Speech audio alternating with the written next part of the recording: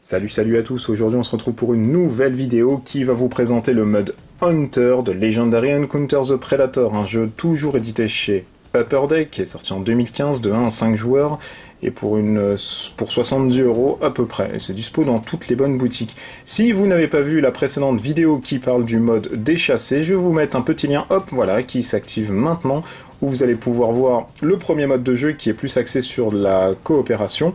Et dans ce mode de jeu-ci, qui est le mode Hunter, vous allez prendre l'un des personnages Predator et vous allez devoir être le chasseur le plus ultime en gagnant le plus de points de prestige en chassant différentes proies. Donc hop, j'enlève la petite boîte et on va passer à comment se joue ce mode de jeu en Hunter. Tout comme le précédent mode, celui des chassés, ici dans le mode Hunter, on va avoir la possibilité de choisir un Hunter parmi les différents Predator qui s'y trouvent. On a le Jungle Hunter, on a le Primeval Hunter, on a le Gunslinger Hunter, on a le Elder Hunter et on a le City Hunter. Et c'est non pas un manga japonais, non, c'est bien un Predator. On va donc prendre un personnage, on va ensuite prendre son deck de départ qui est constitué toujours de 7 expériences ainsi de 5 Brute Strength.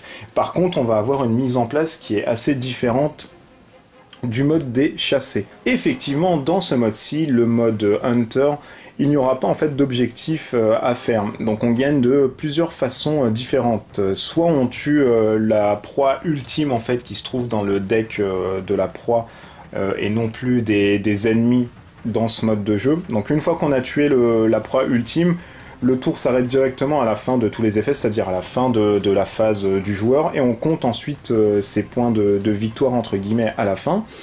Ou alors, si un Predator meurt, donc si un Predator meurt pour XY raison, un autre Predator a tué un autre, etc., il va activer en fait son système d'autodestruction. Et à partir de ce moment-là, tout le monde en fait a un tour de jeu supplémentaire et ensuite on arrête et on compte ses points de victoire.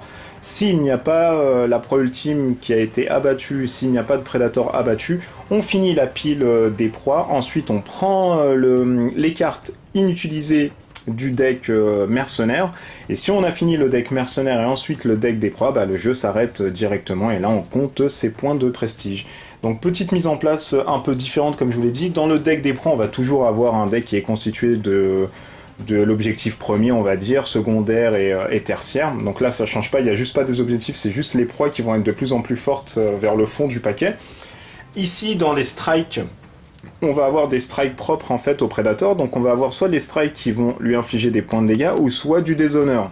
Voilà, c'est-à-dire que là, le -1, je vais avoir -1 à la fin de la partie si je me soigne pas de ça, si je gagne pas un honneur supplémentaire. Donc il y a deux façons de se soigner ici, dans les strikes j'y reviendrai par la suite. On a des baraques ensuite qui sont constituées, pareil, de 4 types de cartes. Alors on a les instincts, voilà, on a les cartes rouges, on a les cartes de force et on a les cartes intel, à savoir que vous pouvez ensuite constituer votre deck de Predator par 2 symboles. Vous pouvez mettre par exemple 2 fois le vert et ensuite 2 fois le rouge, et vous avez vos cartes. Donc là c'est vous qui voyez, au fur et à mesure que vous allez faire des parties, vous allez peut-être optimiser ce qui va sortir dans l'armory. C'est plus les baraques, c'est l'armory. Au lieu des cartes commandants, on va avoir des cartes Killer Instinct, donc ce sont des cartes toujours retournées qui vont permettre en fait d'avoir des étoiles supplémentaires, donc des recrutements supplémentaires avec un effet Activate. Donc l'effet Activate en fait c'est propre au mode Hunter. Dès lors que vous allez avoir un effet Activate, soit vous l'activez directement et donc vous faites l'effet, ou soit vous le laissez, vous l'activez pas et vous gardez votre carte. Donc par exemple ici, l'effet d'Activate me permet de, si j'active la carte, je permets de détruire cette carte et de détruire une autre carte dans ma discard pile. Donc voilà, ça c'est l'effet un peu nouveau qui se trouve, c'est l'effet d'Activate. On va avoir à la place des locations des trappes, au fur et à mesure ici qu'on va révéler, parce que tout se révèle en fait de manière dévoilée, on ne joue pas directement comme le premier mode de jeu en effet caché. Dès qu'il y a une prey qui vient ici, hop, nous on a un système de détection et tout arrive en fait face retournée. Donc voilà, au fur et à mesure qu'on va arriver, hop hop hop, on va ensuite tirer. Alors si je tombe sur quelque chose, top top top, voilà, on va arriver sur des dangers. Dès lors qu'on va trouver un danger, on va avoir sur chaque carte prey ici, en bleu, le symbole d'honneur qu'on va gagner dès qu'on va détruire la carte. Donc c'est-à-dire que par exemple ici, le Soviet Advisor. Si on le tue, on va avoir 2 points de victoire directement dans son personnage, à savoir qu'on garde à côté de son personnage un petit emplacement pour les trophées. On ne met rien ici dès qu'on tue un ennemi. Donc là, ça vient directement à côté pour calculer à la fin combien on a de points de prestige. Et là, les dangers, c'est une nouvelle carte en fait dans le Mud Hunter. Dès qu'un danger va arriver en fait sur la combat zone, le joueur actif, donc quand c'est son tour et que ça arrive ici, le joueur actif, lui, va choper une trappe qui est un piège, et il va avoir un effet en fait supplémentaire. Donc il va devoir déjouer le piège pour essayer d'éviter cet effet. Il peut en l'occurrence éviter en fait d'avoir ce danger qui arrive dans la combat zone comme quelque chose de normal en achetant par exemple la carte qui va venir directement en fait à côté de son trophée. Donc dès lors qu'on va détruire un danger qui se trouve ici et éviter que ça arrive là pour récupérer une carte trappe, on peut le désactiver et le récupérer directement dans notre poids de trophée. Chose pareille hein, pour les trappes qui arrivent ici. On va avoir aussi des cartes, si j'arrive à en trouver normalement, voilà, des cartes hop qui se trouvent ici, runner, qui ont la capacité runner, j'en ai parlé dans la précédente vidéo mais j'y reviens. Les cartes runner c'est quelque chose d'assez nouveau en fait. Dès lors qu'une carte va arriver ici, à la fin de la phase de prey, donc dès qu'on va rajouter en fait des cartes, une fois qu'on a fini de rajouter des cartes, on va faire avancer toutes les cartes d'une localisation vers la gauche pour ceux qui ont l'appellation runner. Donc par exemple ici, c'est un runner, il va avancer directement. Donc il va tourner, hop, il va un peu augmenter la vitesse de jeu. Et ils vont avoir aussi la compétence Escape. Donc Escape, dès qu'elle arrive ici, hop, la carte s'échappe automatiquement et elle part de l'autre côté, elle est défaussée. On va avoir aussi des cartes Gears qui se trouvent ici. Dès lors qu'on va tirer une carte Gears, on l'enlève. Donc c'est aller ici, on l'enlève. On prend une carte Gears du paquet Gears et c'est en fait les équipements que vont avoir les personnages pour leur augmenter de stats. Par exemple ici, c'est un combat knife. Dès qu'on tue quelqu'un avec ce couteau de combat, pardon, je vais trouver mes mots, on discarde, alors on prend une carte strike, on révèle jusqu'à avoir un déshonneur, ensuite dès qu'on a un déshonneur, on le prend et on discarde la carte. Donc c'est quelque chose qui va vous changer un peu le système des proies, elles vont devenir plus fortes alors que c'est des cartes peut-être qui étaient un coup de 3, on va trouver peut-être un gilet pare-balles qui vont vous permettre de tuer 2 fois la proie, etc. Parce que l'autre permet de défausser une Gears, etc. On va avoir en plus, dans ce paquet-là d'armory, 10 cartes. Alors eux, ils préconisent pas de jouer au début avec ça, mais moi je préconise vraiment de tout mélanger direct, comme ça vous faites une partie complète. Vous mélangez en fait 10 cartes test. Alors les cartes test, c'est un peu les succès dans les jeux vidéo que vous allez avoir. C'est-à-dire que quand vous allez ici tirer vos cartes pour remplacer des cartes achetées, donc comme le jeu de base hein, logiquement, et qu'une carte test va arriver, la carte test va venir directement ici, dans le testing ground. Donc bien sûr vous allez augmenter, vous allez remettre la place pour une carte test qui vient d'être tirée. Et sur la carte test, en fait, on va avoir par exemple un succès supplémentaire. C'est-à-dire ici, tuer une proie dans la ruine ou sur les collines. Et dès qu'on fait ça, en fait, on prend ce point de renommée supplémentaire. Ça nous fait des points de victoire en plus.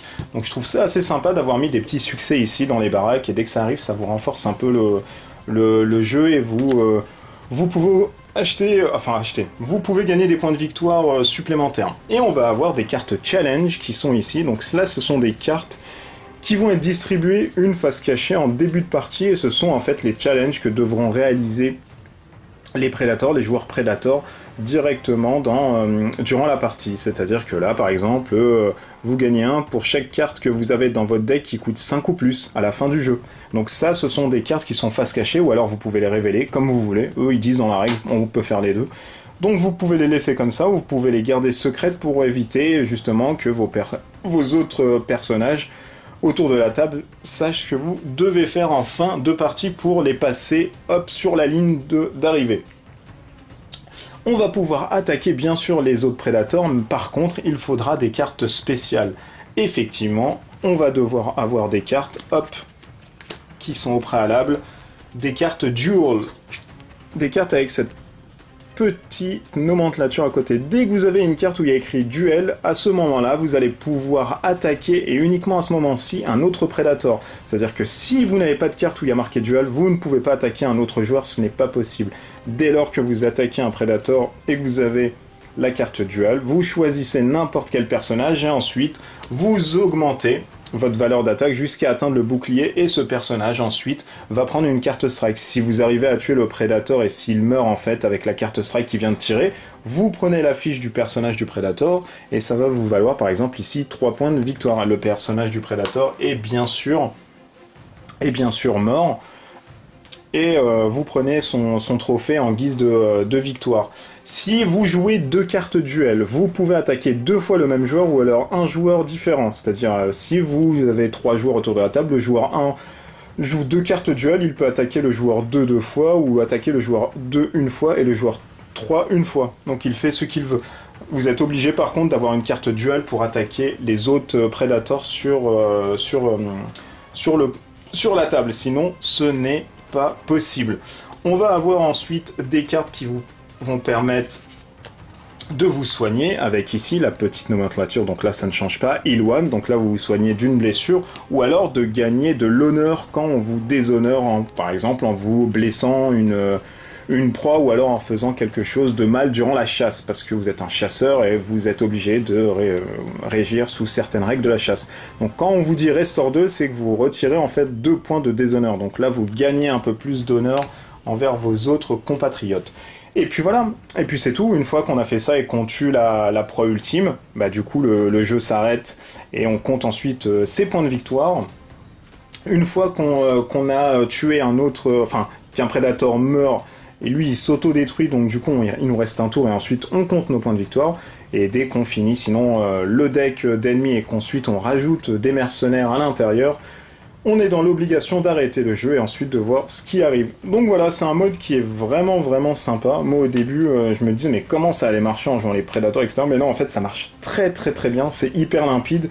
Là pour le coup, vous n'êtes pas comme dans le mode de jeu des chassés, vous savez ce qui arrive, avec votre superbe technologie et votre casque alien, vous savez à peu près ce qui arrive, ce qu'il faut faire pour éviter les dangers, etc. Anticiper un peu les mouvements des personnages et entre guillemets de l'IA du jeu, et ça représente un peu ce que fait le Predator. Donc il prend son temps, il analyse, il joue les cartes au bon moment, etc. Vous, ça vous permet de temporiser à côté et ça vous permet d'avoir un visuel en fait sur ce qui va arriver sur le cours de la partie, chose que vous n'avez pas dans le mode en fait des chassés où là vous naviguez un peu à tire-larigot, vous savez pas ce qui arrive. Je trouve que c'est un mode vraiment sympa. Les deux modes sont géniaux. Il peut être joué en mode coopératif, donc on peut avoir plein de prédateurs autour de la table et tous les joueurs jouent en fait pour tuer la proie ultime. Bien sûr à la fin il y a le super chasseur qui sort avec le nombre de points de renommée et d'honneur qu'il aura à la fin, mais il est possible de jouer avec cet aspect de compétition ou alors l'aspect coop. Donc là c'est à vous de voir, mais les deux aspects sont mélangeables. À ceux qui me demanderaient et qui se demandent directement en regardant cette vidéo si l'univers Alien peut être mixé avec l'univers de Predator, oui. Alors on peut chasser des aliens au lieu de chasser des hommes, il n'y a pas de problème. Là je vais pas trop m'attarder dessus parce que je vous avouerai, moi c'est un mode qui me passionne pas tellement. Déjà je suis pas tellement fan de la licence AVP, pardon, mais c'est tout à fait possible dans le livret de règles. Si je reprends le livret de règles qui est ici, voilà, dans le livret de règles en fait, il vous met à l'intérieur voilà ce qu'il faut faire quand vous jouez avec Alien. Donc si vous chassez Hunting Alien, il vous met le setup, il vous met les special rules, il vous met en fait le SOS, Perfect Organism, etc. Donc il y a tout de détaillé. Donc c'est mixé, hein. Donc il n'y a pas de souci, ça peut être mixé sans problème et vous allez pouvoir vous faire vos scénars de AVP si vous êtes fan d'AVP. Qu'est-ce que je n'aurais pas dit et qui manquerait? Je pense tout. Pas de souci là-dessus, je reviens pas sur comment tuer un ennemi, etc. Parce que si vous avez vu la vidéo qui traite du mode chasser, proie, etc., vous allez connaître. Mais pour le coup, voilà, je referai une partie solo avec un Predator pour vous montrer grosso modo comment ça se dégoupille. Voilà, je me suis pas tellement attardé sur les règles là-dessus, hein, parce que ça va être une vidéo qui va sortir après après la première qui sera vraiment explicite. Là, il n'y a rien qui change à part justement les objectifs, ça devient des gears, les trappes, ça prend la place des locations. Les commanders sont pris en place par les killer instinct, les baraques, ça devient l'armory, donc le deck de notre Predator.